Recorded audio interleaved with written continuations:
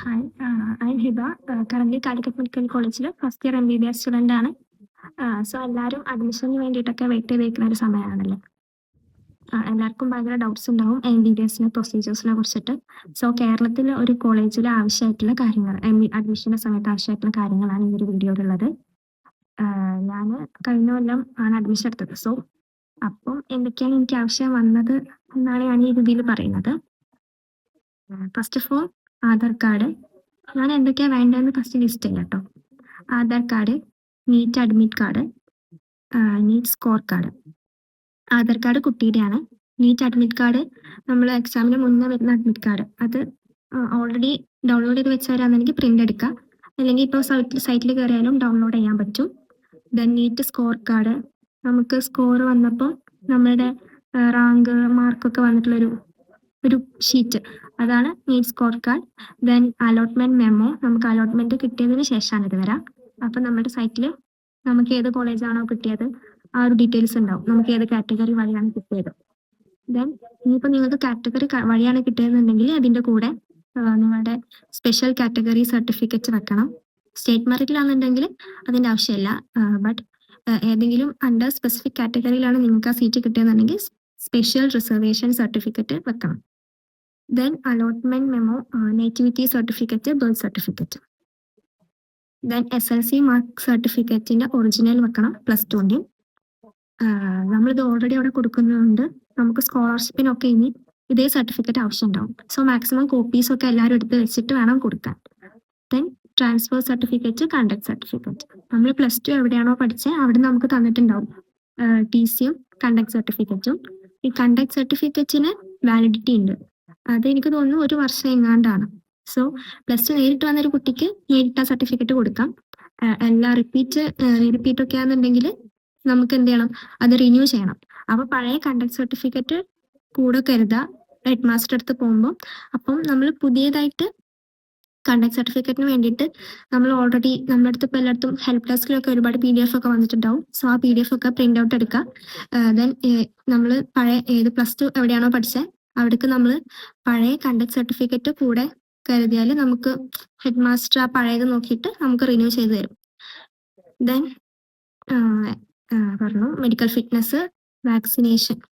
Medical ഫിറ്റ്നസും വാക്സിനേഷനും government medical ഹോസ്പിറ്റലിൽ നിന്നാണ് നമുക്ക് കിട്ടുക. ഗവൺമെന്റ് ഹോസ്പിറ്റൽ അതിപ്പം അടുത്തുള്ള ഒരു പ്രൈമറി ഹെൽത്ത് സെന്ററിലായാലും നമുക്ക് അവിടെ അസിസ്റ്റന്റ് സർജൻ പോസ്റ്റിൽ വരുന്ന ഡോക്ടേഴ്സാണ് സാധാരണ ഇത് ചെയ്തു തരാം. അപ്പം നമ്മൾ അവിടെ പോയിട്ട് ചോദിച്ചാൽ മതി. അപ്പോൾ ഹെൽത്ത് സെന്റർ ആണെന്നുണ്ടെങ്കിൽ അവിടെ പോയിട്ട് നമ്മൾ ചോദിക്കുക മെഡിക്കൽ ഫിറ്റ്നസിനാണ് വേണ്ടത്. അപ്പം അവർ പറയും ആരാണ് അത് സൈൻ ചെയ്ത് കൊടുക്കാറ് അവിടെ എന്ന് പറയും.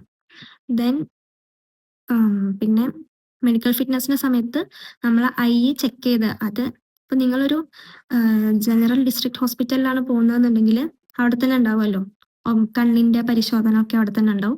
സോ അവിടെ നിന്ന് ചെക്ക് ചെയ്തിട്ട് അവർ എഴുതി തരുമല്ലോ, ചെക്ക് ചെയ്യാൻ എഴുതി തന്നിട്ട് അവിടെ നിന്ന് തന്നെ നമുക്ക് സൈൻ ചെയ്ത് തരും. ദെൻ പിന്നുള്ളത് വാക്സിനേഷൻ. വാക്സിനേഷന് 3 വാക്സിനാണ് എടുക്കേണ്ടത്. Hepatitis, MMR, then varicella. ഇതിൽ ഓൾറെഡി വന്നവർ എടുത്തവരുണ്ട്. എന്നുവെച്ചാൽ ഓൾറെഡി ചിക്കൻ പോക്സ് വന്നിട്ടും വാക്സിൻ സർട്ടിഫിക്കറ്റിന് വേണ്ടി എടുത്തവരും ഉണ്ട്. അവർക്കൊരു പ്രശ്നം ഇതുവരെ വന്നിട്ടില്ല. സോ നിങ്ങളുടെ അടുത്ത് ഓൾറെഡി സർട്ടിഫിക്കറ്റ് ഉണ്ട്, നിങ്ങൾ ഇത് ഓൾറെഡി ചെറുപ്പത്തിൽ എടുത്തവരാണെന്നുണ്ടെങ്കിൽ വേറെ സർട്ടിഫിക്കറ്റ് പിന്നെ അത് കാണിച്ചിട്ട് ഡോക്ടേഴ്സ് സൈൻ ചെയ്ത് തരും. അല്ലെങ്കിൽ പുതിയതായിട്ട് 3 വെക്കുക. ഞാൻ ഒരു ദിവസമാണ് ഈ 3 വെച്ചത്. ആ പുറത്തുനിന്ന് നമ്മൾ മരുന്ന് വാങ്ങിയിട്ട് ഗവൺമെന്റ് ഹോസ്പിറ്റലിൽ ഇതിന്റെ മരുന്നെല്ലാം കിട്ടണമെന്നില്ല. സോ പുറത്തുനിന്ന് വാങ്ങിയിട്ട് അത്യാവശ്യം റേറ്റ് ഉണ്ട് ഇതിന് 3 ഞാൻ അന്ന് വാങ്ങിയപ്പോൾ എത്രയാ, എന്തായാലും 3000 2000 ആ ഒരു റേഞ്ച് വരും മരുന്നിന്. ദെൻ 3 എന്നിട്ട് നമ്മൾ അത് ഗവൺമെന്റ് ഹോസ്പിറ്റലിൽ തന്നെ വന്നിട്ട് വേണമെങ്കിൽ വെക്കാം. എന്നിട്ട് അവിടെ നമുക്ക് ഡോക്ടർ സൈൻ ചെയ്ത് തരും. Then non creamy layer certificate, tuition fee receipt. നമ്മൾ ഓൾറെഡി സൈറ്റിൽ നമ്മൾ അടച്ചൊരു ബില്ല് ഉണ്ടാവുമല്ലോ, റെസിപ്റ്റ് വരുമല്ലോ, അത് അടയ്ക്കുക. ദെൻ അത് പ്രിന്റ് ഔട്ട് എടുക്കുക. Then community certificate, special reservation, photo, data sheet, photograph maximum എടുത്ത് വെക്കാം, നമുക്ക് ഒരുപാട് ആവശ്യം ഉണ്ടാവും. അപ്പം അഡ്മിഷന്റെ സമയത്താണെങ്കിൽ തന്നെ അഡ്മിഷൻ പ്രൊസീജിയേഴ്സിൽ കുറേ ഫോട്ടോ ഒട്ടിക്കാൻ, പിന്നെ നമ്മളുടെ ID കാർഡ്, അങ്ങനെ ഇതിൽ ഫോട്ടോ ഒട്ടിക്കാൻ ഉണ്ടാവും. പിന്നെ നമുക്ക് ക്ലാസ് തുടങ്ങിയിട്ടാണെങ്കിൽ തന്നെ ഇഷ്ടംപോലെ ലോഗ് ബുക്ക്, റെക്കോർഡ്, അതിലൊക്കെ ഫോട്ടോസ് വേണം.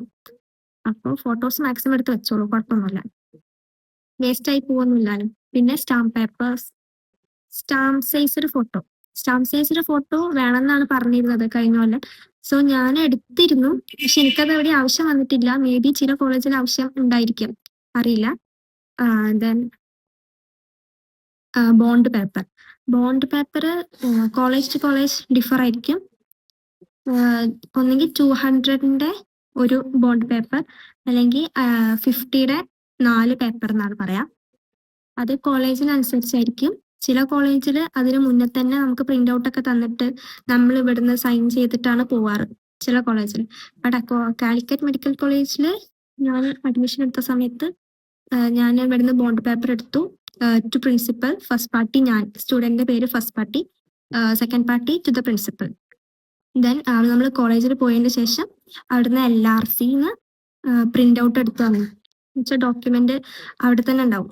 സോ അവിടുന്ന് അവർ നമുക്ക് അതിൽ പ്രിന്റ് ചെയ്ത് തരും, എഴുതാനുള്ളതൊക്കെ. സോ എന്നിട്ട് സ്റ്റുഡന്റിന്റെ പേര്, പിന്നെ നമുക്ക് ചെയ്യാനുള്ള അസിസ്റ്റന്റ് പ്രൊഫസേഴ്സ്, അവിടുന്ന് തന്നെ ഞാൻ കുറച്ച് കഴിഞ്ഞപ്പോൾ നമുക്ക് പരിചയമാവുമല്ലോ. അപ്പോൾ അവർ നമുക്ക് അവരുടെ ഇതിൽ നമുക്ക് സൈൻ ചെയ്ത് തരും. അല്ലെങ്കിൽ നിങ്ങൾക്ക് പുറത്തുനിന്ന് ചെയ്യിപ്പിക്കാം, അക്കോർഡിംഗ് ടു യു. ഈ ബോണ്ട് പേപ്പർ അഡ്മിഷന്റെ സമയത്ത് തന്നെ ചെയ്യണമെന്നില്ല, പിന്നെ ചെയ്താലും മതി. നമ്മളവിടെ കയറുന്നതിന് മുന്നേ കൊടുത്താൽ മതി. കയറിയിട്ടും കൊടുത്തെന്ന് വെച്ചാൽ കുഴപ്പമൊന്നുമില്ല. ഞാൻ അഡ്മിഷൻ എടുത്ത് അന്ന് അവിടെ ഭയങ്കര തിരക്കായിരുന്നു. സോ അന്ന് നമുക്ക് പ്രിന്റ് എടുത്ത് തരില്ല, കാരണം അത്രയ്ക്ക് തിരക്കുണ്ട്, കുറെ കുട്ടികളുണ്ടല്ലോ. സോ പിന്നെ പോയിട്ട് അത് പ്രിന്റ് ഔട്ട് എടുത്തു. അപ്പൊ അവര് LRCന്ന് ചെയ്തു തന്നു. പിന്നെ അറിയുന്ന ഒരു അസിസ്റ്റന്റ് പ്രൊഫസേഴ്സ് മുതൽ അത് സ്റ്റാർട്ട് ചെയ്യും. അതിന് അസിസ്റ്റന്റ് പ്രൊഫസേഴ്സ് മുതൽ അതിൽ സൈൻ ചെയ്യാനുള്ള ഒരു ഇതുണ്ട്, യോഗ്യതയുണ്ട്. സോ അസിസ്റ്റന്റ് പ്രൊഫസേഴ്സ് സൈൻ ചെയ്താലും മതി, അവരെ കൊണ്ട് സൈൻ ചെയ്യിപ്പിക്കാം. നിങ്ങൾക്ക് ഇപ്പൊ പുറത്തിപ്പം ഗസറ്റഡ് ഓഫീസേഴ്സിനെ അറിയുന്നുണ്ടെങ്കിൽ നിങ്ങൾക്ക് വേണമെങ്കിൽ സൈൻ ചെയ്യിപ്പിക്കാം അവരെ കൊണ്ട്, നോ പ്രോബ്ലം. സോ ഇത്രയേ ഉള്ളൂ. ഇതിൽ ഇനി ആർക്കെങ്കിലും എന്തെങ്കിലും ഡൗട്ട്സ് ഒക്കെ ഉണ്ട് എന്നുണ്ടെങ്കിൽ കമന്റ് ആയിട്ട് പറയാം, ഞാൻ ഇടാം. സോ എല്ലാവർക്കും ഇഷ്ടമായെന്ന് വിചാരിക്കുന്നു. ചെറിയ വീഡിയോ ആണ്. സോ മാക്സിമം എല്ലാവരും സപ്പോർട്ട് ചെയ്യും.